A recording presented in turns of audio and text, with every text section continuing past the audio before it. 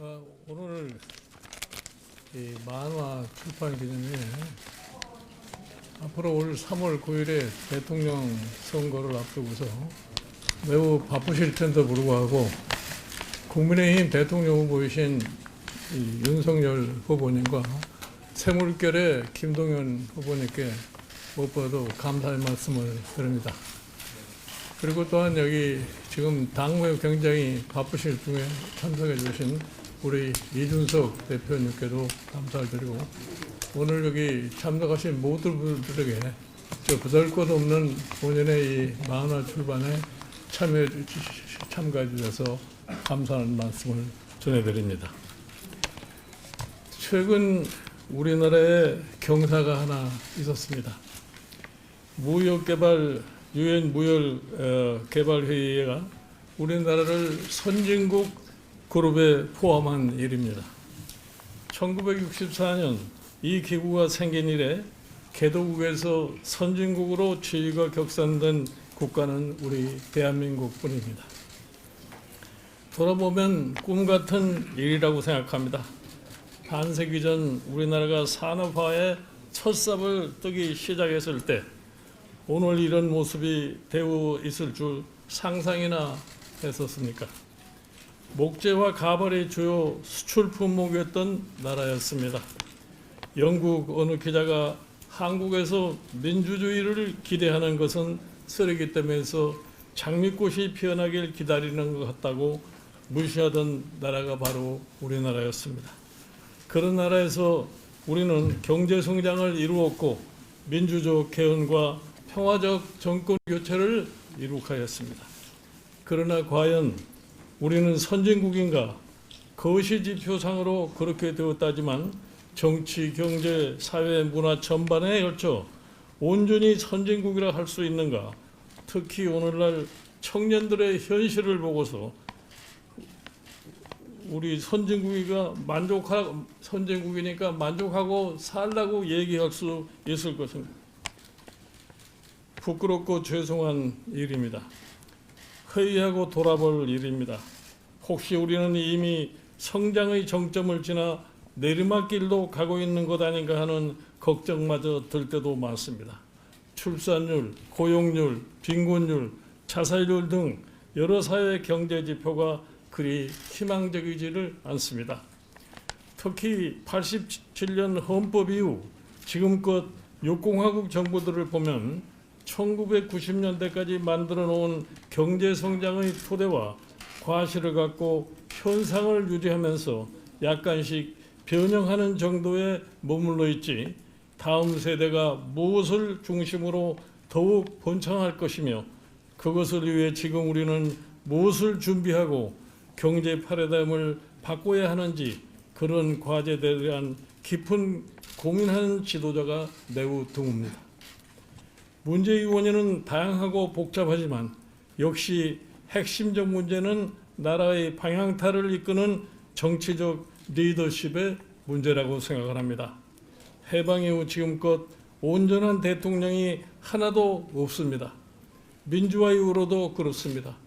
모든 대통령이 본인과 가족, 친인척 문제로 수모를 겪었고 지금도 전직 대통령 두 사람이 동시에 수용 생활을 하고 있는 형편입니다. 국가적으로도 큰 손실이고 부끄러운 일입니다. 정치가 사회의 역동성을 전혀 따라가지 못하고 있습니다. 권력은 잠시 위임되는 것이지 영원한 것이 절대로 아닙니다. 그럼에도 위임된 권력이 망고불변의 권력일 것처럼 허세를 부리다 국민의 심판을 받고 역사의 뒤안길로 사라진 것이 지난 70년 반복된 대한민국의 정치 역사입니다. 그런 작은 회고의 기록을 영원한 권력은 없다에 담았고 과분하게도 이것이 오늘 다른 콘텐츠로 옷을 갈아입고 더욱 많은 독자들을 만나고 된다고 하니 감회가 매우 새롭습니다. 모쪼록 청년들이 이 책 비상대위원장 김종인을 읽고 제 부족한 삶의 자취에서 반면의 교훈을 찾고 새로운 도전의 용기를 얻게 되기를 기대할 뿐입니다. 한 사람의 인생이라도 작은 씨앗을 남기는 것이 살아나갈 날이 멀지 않은 자의 보람이라고 생각합니다. 고맙습니다.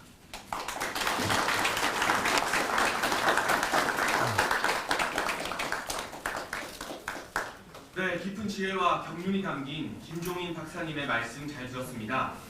다음은 오늘 참석해 주신 귀빈 여러분들로부터 축하의 말씀을 듣는 시간을 가지도록 하겠습니다. 참 많은 분들이 참석해 주셨고 축하의 인사를 건네고 싶다고 말씀해 주셨습니다. 가장 먼저 윤석열 국민의힘 대통령 후보님의 축사 말씀이 있겠습니다. 많은 박수 부탁드립니다.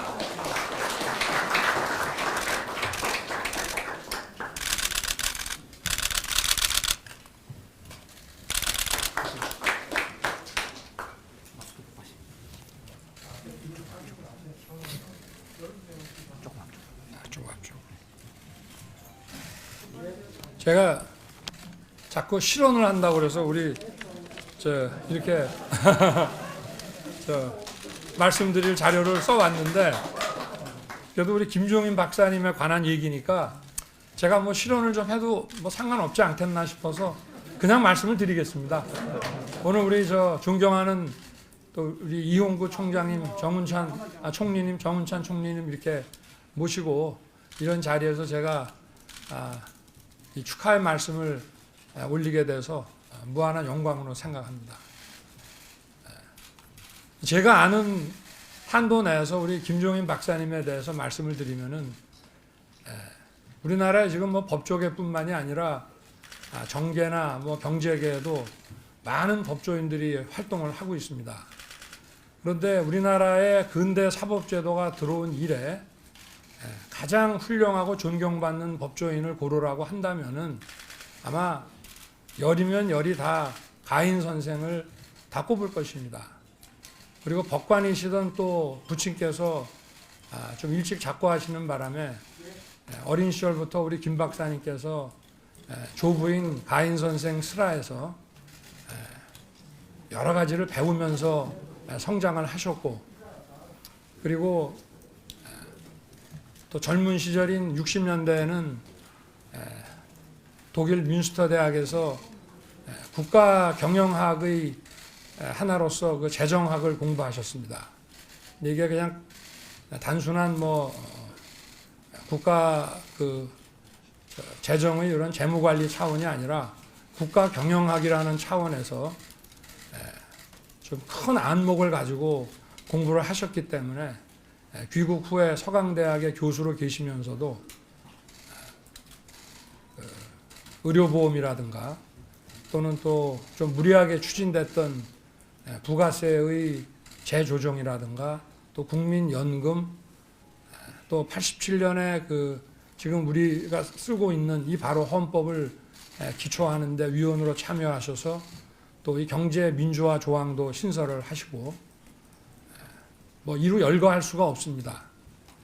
그리고 늘 공부하는 학자로서뿐만이 아니라 또 현실에 관심을 가지고 이런 사회과학을 연구하는 학자가 현실에 그 자신의 그 철학과 그 생각을 실현하기 위해서 끊임없이 그 노력을 해오셨습니다.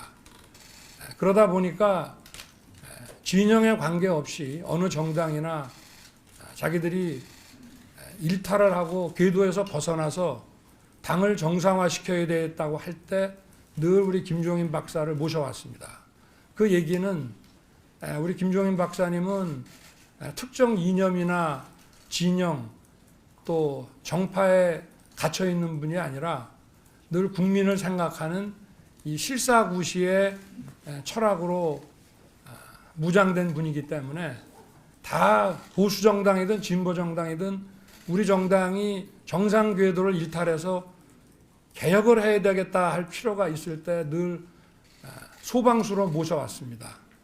그래서 저는 우리 김 박사님에 대해서 제가 뭐 아는 게 많지는 않지만 지금까지 살아오신 그 궤적을 보면 이쪽 저쪽 어느 쪽도 아니고 늘 국민 하나만 생각하고 국민이 먹고 사는 문제, 나라가 잘 되는 문제에 대해서 아주 실용주의 그 철학으로 가득 찬 분이라고 그렇게 생각하고 있습니다.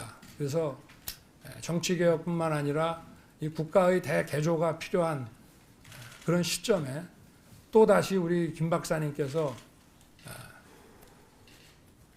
역할을 또 하셔야 될 때가 이제 다가오고 있지 않는가 그렇게 생각을 하고 저 역시 뭐 정치에 입문한 지 얼마 되지는 않습니다만은 이 또 어려운 이런 정권 교체와 국가 이 개혁의 그 대장정을 이제 벌여나가는 이 시점에서 그동안에 그 또 쌓아오셨던 이런 경륜으로 저희들을 또 잘 좀 지도해 주시고 잘 이끌어 주시기를 부탁드리는 마음을 가지고 있습니다. 하여튼 오늘 이 만화 김종인 이게 결국은 지식인들뿐만이 아니라 우리나라 모든 국민들이 이 김종인 박사라는 이 한 인물에 대해서 충분히 이해를 하고 또 이 만화책을 통해 가지고 우리의 현대사를 잘 좀 공부할 수 있는 이런 좋은 계기가 아니었나 이렇게 생각하고 이 책자 발간에 애쓰신 분들께도 감사드립니다. 하여튼 오늘 이런 말씀드릴 수 있는 귀한 기회를 주셔서 고맙습니다.